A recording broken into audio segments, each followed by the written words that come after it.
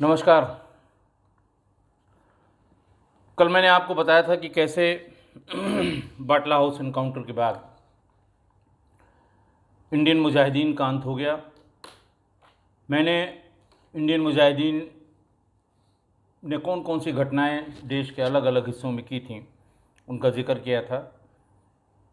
और जब एटीएस उत्तर प्रदेश में बना दी गई, मैं भी आ गया वहाँ पर, पूरा सेटअप उसका खड़ा हो गया। तो 1-1.5 साल की मेहनत के बाद इस पूरे ऑर्गेनाइजेशन की, जो संजरपुर आजमगढ़ से ऑर्गेनाइज हो रहा था, वहाँ से संचालित हो रहा था, उसको पूरी तरह से ध्वस्त कर दिया। 2009 2010 और 2009 से लेके और 10 के अंत तक, लगभग 11 तक कोई नहीं बचा। कुछ काफ़ी ज़्यादा अकाउंट फॉर किया यूपी एटीएस ने, दिल्ली की स्पेशल सेल ने, गुजरात की पुलिस ने, और एक एक करके कोई भी इनका आदमी अब बाहर नहीं रह गया सिवा भटकल्स के, जो दुबई या हमारे दुश्मन देश में जाके शरण लिए हुए हैं। इसी के साथ साथ पैरेलली मैंने शुरू में बताया था कि सिमी एक और प्रतिबंधित संगठन है, और जो धीरे धीरे कमज़ोर हो रहा था, और कमज़ोर होने के बाद 2008 में क़यामुद्दीन कपाड़िया और अब्दुल सुभान उस्मान कुरैशी और उस्मान अगरबत्ती वालों ने एक कैंप के दरमियान, 2007 और 8 के कैंप के दरमियान, ये डिसाइड किया कि सिमी के लोगों को, हुजी के लोगों को, सबको मिला के एक हम लोग अपना ऑर्गेनाइजेशन खड़ा करेंगे जिसको इंडियन मुजाहिदीन कहा जाएगा। हालांकि सिमी बहुत पुराना संगठन था और 1940 में जमात इस्लामी हिंद की ये छात्र सभा थी, कंबाइंड हिंदुस्तान में, और ये कहा गया था कि साहब ये स्टूडेंट्स के बीच में, छात्रों के बीच में जाके इस्लाम का प्रचार करेंगे और स्टूडेंट्स को उनके उनको पढ़ने लिखने के लिए प्रेरित करेंगे, और इस तरह की एजुकेशनल बातों के लिए इसका गठन किया गया था। फिर ये धीरे धीरे आज़ादी के बाद पाकिस्तान का हिस्सा उधर पाकिस्तान में चला गया और इधर भारत का हिस्सा भारत में आ गया। 1977 में अलीगढ़ मुस्लिम यूनिवर्सिटी में प्रोफेसर मोहम्मद अहमदुल्लाह, इन्होंने फिर से सिमी का गठन किया, और ये कहा गया कि जो सिमी के पुराने काडर हैं उनको सबको इकट्ठा करके और फिर से हम नए सिरे से अपना प्रचार प्रसार का कार्यक्रम करेंगे। सिमी काडर को रीऑर्गेनाइज़ करना, फिर से उसका जो उसके उद्देश्य थे, जो कार्यक्रम करने थे, उसके बारे में खाका बनाया गया, और ये 1981 तक बदस्तूर जारी रहा। अलग अलग राज्यों में इन्होंने अपनी शाखाएं खोली, वहाँ के लोगों को इसमें स्थान दिया और एक बड़ा सा स्ट्रक्चर इन्होंने खड़ा किया, और यहाँ तक कि लोकल लेवल पे, बाज़ार, मतलब बड़े टाउन लेवल पे, बड़े बड़े कस्बों में भी इन्होंने अपने संगठन को खड़ा किया। 1981 तक ये जमात इस्लामी हिंद की जो आइडियोलॉजी थी उसको फॉलो करते रहे, लेकिन 81 में यासिर अराफात जब भारत आए थे, उस समय जमात इस्लामी हिंद ने यासिर अराफात के आगमन का समर्थन किया, लेकिन सिमी के नए काडर ने, सिमी के नए जो कार्यकर्ता लोग थे, उन्होंने इसका विरोध किया, और जगह जगह यासिर अराफात को काले झंडे दिखाए गए, जगह जगह यासिर अराफात का विरोध प्रदर्शन किया उन लोगों ने। धीरे धीरे जो अतिवादी तबका था, जो क्रांतिकारी विचारधारा के लोग उसमें थे, जो अलग अलग तरह की सोच रखने लगे, उन्होंने अपने काडर को उस तरह से विकसित करना शुरू किया और देश विरोधी गतिविधियों में लिप्त होने लगे। इसी कारण से 27 सितंबर 2001 को पहली बार सिमी को भारत सरकार ने प्रतिबंधित कर दिया। 2003 में दूसरी बार, तीसरी बार 2008 में चौथी बार, 7 फरवरी 2010 और 2012 में लगातार हर 2-2 साल बाद सिमी पर प्रतिबंध लगता रहा, और आज भी सिमी प्रतिबंधित संगठन है। इतने प्रतिबंध के बाद इसके जो लोग थे, खासकर सफदर नागौरी जो इसका चीफ था, ये लोग वहाँ से शिफ्ट कर गए और रहने लगे ये मध्य प्रदेश में। मध्य प्रदेश में इन्हें एक आदमी मिल गया जिसको डॉक्टर कहते थे, अबू फैज़ल उर्फ डॉक्टर उर्फ अजहर उर्फ फरहान उर्फ इजहार उर्फ अकरम उर्फ अजय। ये BUMS डॉक्टर था और सिमी पर जब प्रतिबंध हुआ और काफ़ी लोग सिमी के पकड़े गए तो ये बाकी लोगों से जेल में मिला। वहाँ पर करीब 21 लोग उस समय बंद थे 2007 और 8 में। वहाँ जेल में रहा। जेल में सिमी के लोगों के साथ बैठ के बातचीत करना और सिमी की आइडियोलॉजी से ये बहुत प्रभावित हुआ। 1.5-2 महीने बाद जब ये छूट के आया तो इसने सिमी के जितने पुराने लोग थे जो बाहर आ गए थे उनसे एक एक करके संपर्क करना शुरू किया। इसका कहना है कि उस समय इंदौर में सफदर नागौरी इसके कमरे पर आए और उन्होंने एक कैंप ऑर्गेनाइज़ करने को कहा। 2007 में एक कैंप ऑर्गेनाइज़ किया इन्होंने सिमी का, जिसमें ज़्यादा नहीं 20-25 लोग आए थे। फिर 2008 में फिर एक कैंप मध्य प्रदेश में ही ऑर्गेनाइज़ किया गया। फिर धीरे धीरे पुलिस की रेड इन पर पड़ने लगी और एक एक करके इनके लोग बंद होने लगे। बाद में सफदर नागौरी भी जेल भेज दिया गया। उस समय अबू फैसल उर्फ डॉक्टर ने पुराने काडर को इकट्ठा करके ये कहा कि जितने लोग जेल गए हैं इनके परिवार बहुत बुरी हालत में हैं, इनको आर्थिक रूप से मदद करनी है और अपने काम को आगे बढ़ाना है, अपने ऑर्गेनाइजेशन को मजबूत करना है, इसके लिए पैसों की ज़रूरत पड़ेगी। फिर इन लोगों ने मिलके पैसा इकट्ठा करने के लिए क्राइम करना शुरू किया। बहुत लंबी हिस्ट्री हो गई इनकी क्राइम की। 2009 में इन्होंने खंडवा के एक व्यापारी को लूटा जिसके पास करीब 70,000 रुपये मिले। देवास में नर्मदा ग्रामीण बैंक को लूटा 2009 में। फिर उसके बाद विजयगंज मंडी में लूट की और फिर इनकी संख्या धीरे धीरे बढ़ने लगी। इकरार शेरा, गुड्डू, अमजद, जाकिर और डॉक्टर, ये सारे लोग एक साथ मिलके पैसा एक जगह इकट्ठा करते थे और फिर लोगों को, अलग अलग लोगों को, जो परिवार जो बहुत सिमी काडर के भीतर जेल में जाने के कारण जिनको पैसों की ज़रूरत थी उन्हें पैसा देने लगे। इधर बीच इनके क्राइम के बाद जब पुलिस थोड़ा सक्रिय हुई तो फिर इन लोगों ने अपनी जगह बदलना शुरू कर दिया। अब तक कुल 12-13 लोग हो चुके थे इनके ग्रुप में, जिनमें से आधे को अकोला और आधे को इंदौर शिफ्ट कर दिया गया। फिर इंदौर में फिर 7 लोग गिरफ्तार हो गए। गिरफ्तारी करने वाले कांस्टेबल सीताराम को इन लोगों ने गोली मार दी। इनका कहना है कि बहुत तेज़ी पकड़ रहा था और जिसके कारण उसको गोली मार दी। ATS उस समय मध्य प्रदेश की बन चुकी थी और ATS के तमाम अधिकारी और नीचे के कर्मचारी उत्तर प्रदेश ATS के कार्यप्रणाली को समझने के लिए लखनऊ हम लोगों के कार्यालय में आए थे 2009 में भी और 2010 में भी। फिर इस पे नहीं माने, ये जावरा में इन्होंने पंजाब नेशनल बैंक को लूटा। फिर मंडी द्वीप में इन्होंने लूट की। फिर जब पैसा मिल गया काफ़ी तो फिर इन्होंने अमजद को पिस्टल लाने के लिए कहा। अमजद 4 पिस्टल खरीद कर ले आया जिसका पैसा डॉक्टर ने दिया।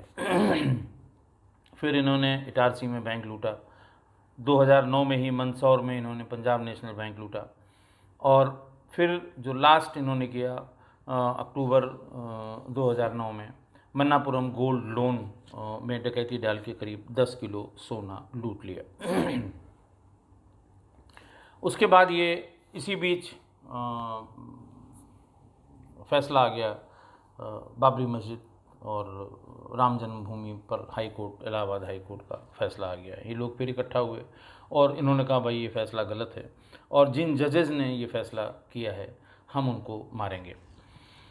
वहाँ से 3 लोग लखनऊ के लिए चले, डॉक्टर, असलम और मुजीब।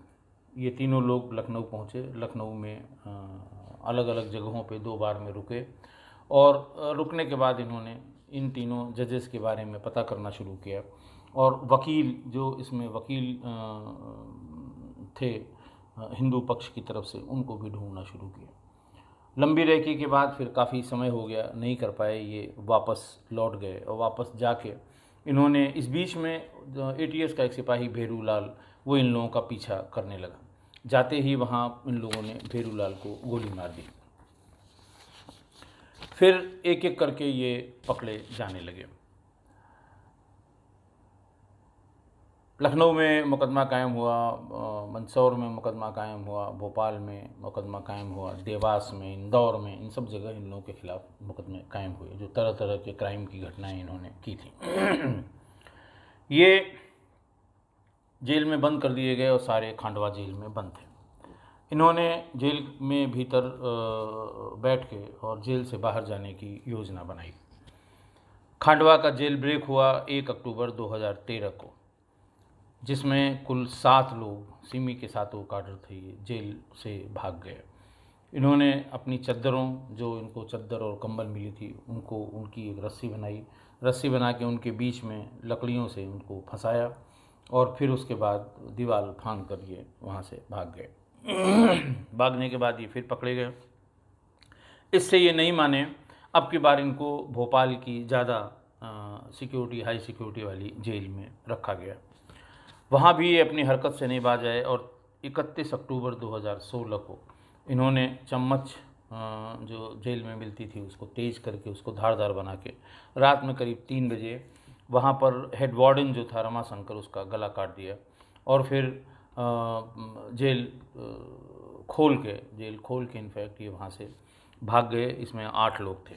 इनमें 2 लोग वो भी थे जो अक्टूबर 2013 को, 1 अक्टूबर 2013 को खांडवा में जो जेल ब्रेक हुआ था, वहाँ खांडवा के जेल ब्रेक में भी ये दोनों शामिल थे, यानी वो भागे थे।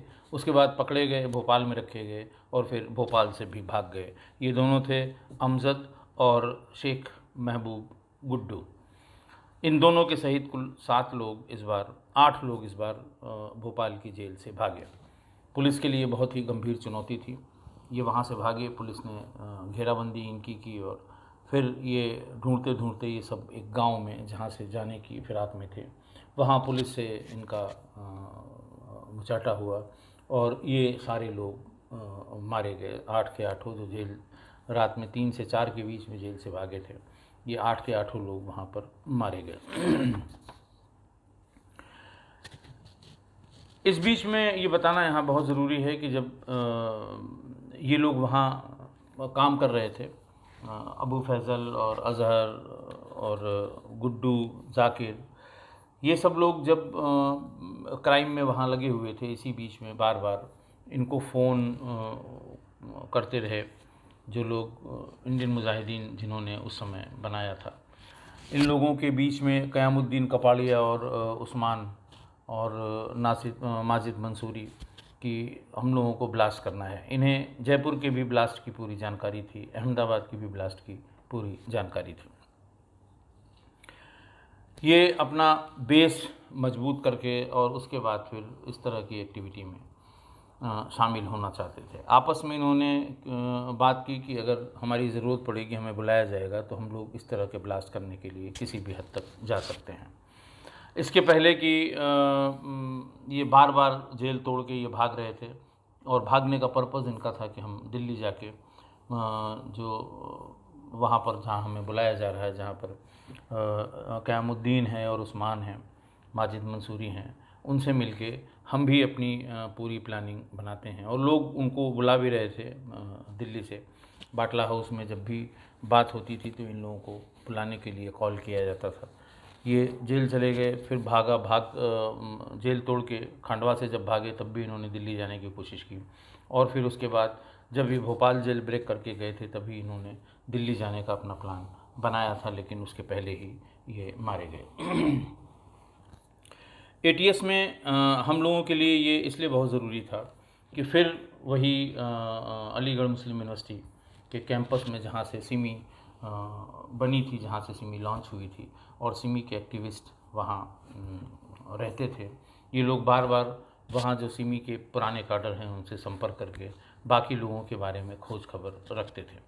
एक बड़ा स्ट्रॉन्ग कैडर वहाँ जो अलीगढ़ में मौजूद था, वो उस समय सीधे लश्कर के लोगों से जुड़ गया और बाद में जो अयोध्या पे हमले हुए थे उसके लिए जो हथियार जिस गाड़ी से लाया गया था और उस गाड़ी में कैविटी बना के हथियार वहीं अलीगढ़ के एक स्थान में रखा गया था। अलीगढ़ AMU के पास एक मोहल्ला है, वहाँ उसे गाड़ी रोक के रात में खड़ी करके, और जो असलहा अयोध्या के अटैक में प्रयोग किया गया था, AK-47 और हैंड ग्रेनेड लॉन्चर्स, ये सब उस कैविटी को में बना के और रखे गए थे। उसके बाद ये सीधे इन लोगों को उपलब्ध करा दिए गए थे अंबेडकर नगर में, जहाँ ये रुके हुए थे। इनकी बहुतों की गिरफ्तारी, सिमी के बहुत बड़ी संख्या में सिमी कैंडर की यहाँ 2009, 10 और 11 में उत्तर प्रदेश ATS ने की थी, जो उत्तर प्रदेश से संबंधित थे। इस बीच में इनका जो सबसे एक्टिव मॉड्यूल था मध्य प्रदेश वाला, वो पूरा का पूरा मारा गया। अब भी सिमी चूँकि प्रतिबंधित संगठन है, और सिमी के जो हार्डलाइनर्स हैं, जो नहीं मानते हैं, जो देश विरोधी गतिविधियों में लिप्त रहते हैं, उनके विरुद्ध अभी भी वर्तमान में भी सभी स्टेट्स में और उत्तर प्रदेश में ATS द्वारा प्रभावी कार्रवाई की जाती रही है।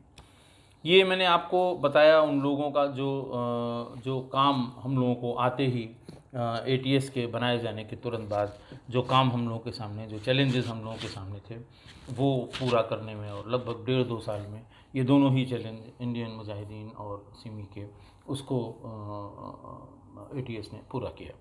अब जो तीसरा सबसे बड़ा काम था, वो था फेक करेंसी का प्रचलन। बहुत बड़ी संख्या में 500 और 1000 के नकली नोट पूरे प्रदेश में, या बल्कि पूरे देश में सर्कुलेट हो रहे थे। उसके बारे में मैंने आपको बताया था कि हम लोगों ने जाके काफ़ी कोशिश की कि इसका सोर्स पता लगे, लेकिन हम लोग कई बार इस सिलसिले में गए वहाँ नेपाल, लेकिन ये पता लगता था कि ये सेंट्रली कहीं से, कभी कभी बैंकॉक के रूट से, कभी बांग्लादेश के रूट से ये आता है। 2 रूट्स थे, एक बैंकॉक या पाकिस्तान से काठमांडू एयरपोर्ट पर लाया जाता था और वहाँ से ये सर्कुलेट होता था। बॉर्डर पर बैठे जो इनके दलाल हैं, वो उसके पैकेट्स बना लेते हैं, और भारत से नेपाल बॉर्डर क्रॉस करके लोग जाते थे, और 1 का 3 यानी 3 नकली नोट और 1 असली नोट, 1 असली नोट के बदले में 3 नकली नोट वो दिया करते थे। कभी कभी ये ट्रांजैक्शन कई लाखों में हुआ करता था। इसके बाद फिर ग्राउंड पर कोशिश की गई कि यहाँ लोगों को पकड़ के इनको बैक से ट्रेस किया जाए, ये कहाँ से लाते हैं। फिर मुगलसराय रेलवे स्टेशन पे बड़े बड़े कंसाइनमेंट पकड़ने शुरू किए, 20 लाख, 25 लाख और कभी कभी 50 लाख। इसी बीच में एक और घटना हुई कि नेपाल के बॉर्डर के उत्तर प्रदेश के एक ज़िले में एक बैंक से करीब 8 करोड़ रुपए फर्जी FICN के, फर्जी नकली नोट के पकड़े गए।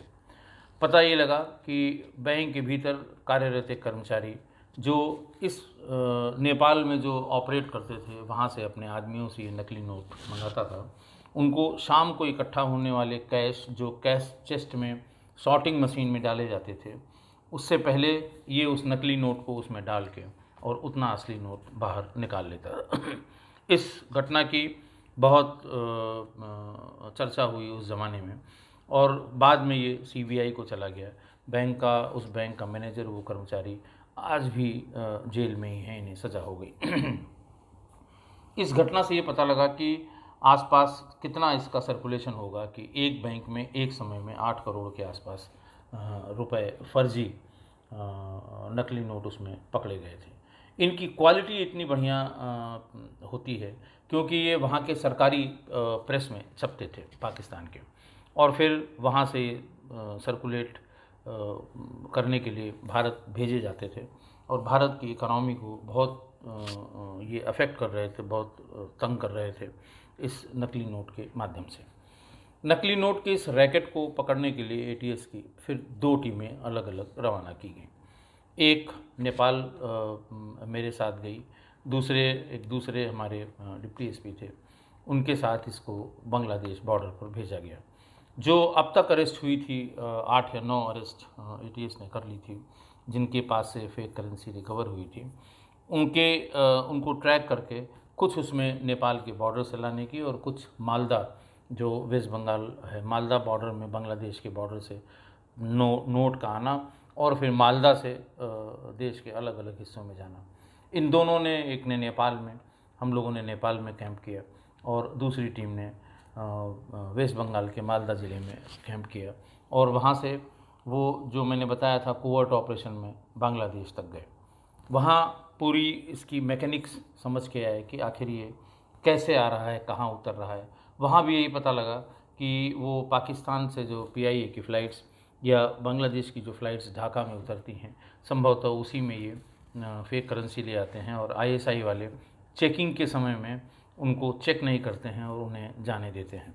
उसके बाद ये बॉर्डर पर, चूँकि सबसे आसान उस समय मालदा के पास का बॉर्डर था, बहुत वहाँ पानी की जगह है और पानी के बीच में वो बाढ़ नहीं, वैसे तो अब बाढ़ वायर्स लग गए हैं वहाँ पर, लेकिन वो पानी के बीच में बाढ़ नहीं होती थी। रात में किसी तरह से वहाँ लोकल लोग ट्रांसफ़र उसको इधर भेज देते थे और इधर ख़रीदने वाले उनको मौजूद मिलते थे। वहाँ ये नकली नोट दे के असली लेके और बांग्लादेश में फिर चले जाते थे। बहुत गहराई से इस पूरे प्रोसेस की जांच पड़ताल की गई। इधर नेपाल में काठमांडू तक हम लोगों ने इसे खंगालने की कोशिश की। अपने जो सेंट्रल एजेंसीज़ के लोग थे वहाँ पर, उनसे बात की और इस तरह से वहाँ पर 4 नाम हम लोग ढूंढ के ले आए जो कि नकली नोटों के इस धंधे में लिप्त थे। चारों बड़े नाम थे। ये कभी भारत की तरफ यानी उत्तर प्रदेश की तरफ नहीं आते थे। ये अपने नीचे जब भी ये माल ले आते थे अपने बड़े बड़े बंगलों में, बड़ी बड़ी गाड़ियों में, ये उसको जो फर्स्ट स्टेप वाले कैरियर होते थे उनको देते थे, वो फिर उसको सेकंड स्टेप वाले को, और फिर नेपाल के बॉर्डर पर पहुंचते पहुंचते तीसरा कैरियर वो उसको पैसे दे के ख़रीद लेता था और फिर चौथे कैरियर वो जो इस्तेमाल करने के लिए भारत में ले जाया करते थे। हम लोग बहुत मुश्किल से थर्ड कैरियर तक पहुंच पाए, लेकिन उनका हम कुछ कर नहीं सकते थे।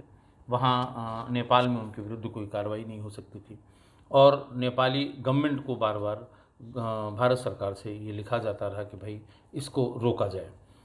और जैसे होता है हमेशा, वहाँ भी स्थानीय स्तर पर पुलिस मना कर देती थी कि नहीं, इस तरह की कोई बात नहीं है। हम लोगों के पास कोई और चारा नहीं था कि वहाँ हम इसको रोकने के लिए इनके विरुद्ध उन्हीं के लोगों से कोई कार्रवाई करें या उनके विरोधियों को, उसमें कई गुट थे नेपाल में, उनके विरोधियों से संपर्क किया गया और इस पूरे काम के लिए हमारी टीम लगभग 15 दिन नेपाल में अलग अलग जगहों पर रुकी रही।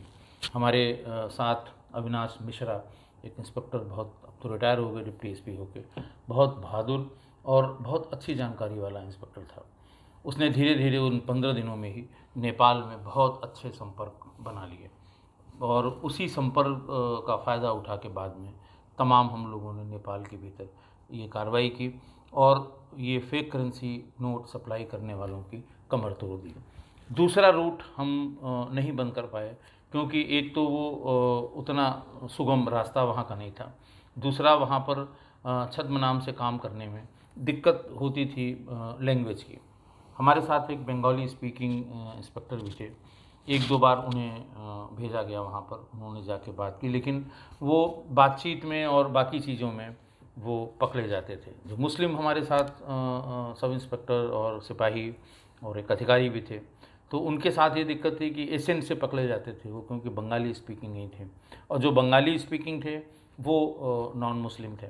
तो ये अच्छा, बाकी लोगों से बहुत शेयर किया नहीं जा सकता कि हम कोवर्ट ऑपरेशन के लिए बांग्लादेश में किसी को भेज रहे हैं। अगर पता लगेगा तो सरकार के स्तर पर ये नाराज़गी व्यक्त की जाएगी, क्योंकि हम लोगों को बिना इस तरह से बिना किसी अनुमति के कहीं भी जाने पर पाबंदी थी। तो कोई हमारे पास कोई रास्ता नहीं था सिवाय इसके कि चोरी छिपे ही हम बॉर्डर पार करके वहाँ, लेकिन उद्देश्य हमारा ये था कि इस फेक करेंसी नोट के चलन के रैकेट को तोड़ना है, चाहे जैसे तोड़ना है। और इसी में फिर हम लोगों ने पूरी एनर्जी लगाई, पूरी की पूरी यूनिट इसमें लगी रही। सब्रवाल साहब इसमें सारे जितनी बड़ी एजेंसीज़ हैं उनके लोगों से बराबर संपर्क में रहे, उनसे इनपुट लेते रहे। हम जो लोग नाम लेके वहाँ से आए थे कि मेन प्लेयर हैं इस रैकेट में, उनको वेरीफाई किया उन्होंने, और फिर बैठ के हम लोगों ने तय किया कि अब इनके विरुद्ध कोई न कोई कार्रवाई हमें करनी पड़ेगी। हम सेकेंडरी कैरियर, टर्शियरी कैरियर, इन कैरियर्स को पकड़ के इस सप्लाई को कभी बंद नहीं कर पाएंगे जब तक कि सोर्स को हिट नहीं किया जाएगा। तो आज बस यहीं तक। अगले अंक में मैं आपको बताऊंगा कि कैसे इन लोगों का एक एक करके नेपाल में सफाया हुआ। बहुत बहुत धन्यवाद।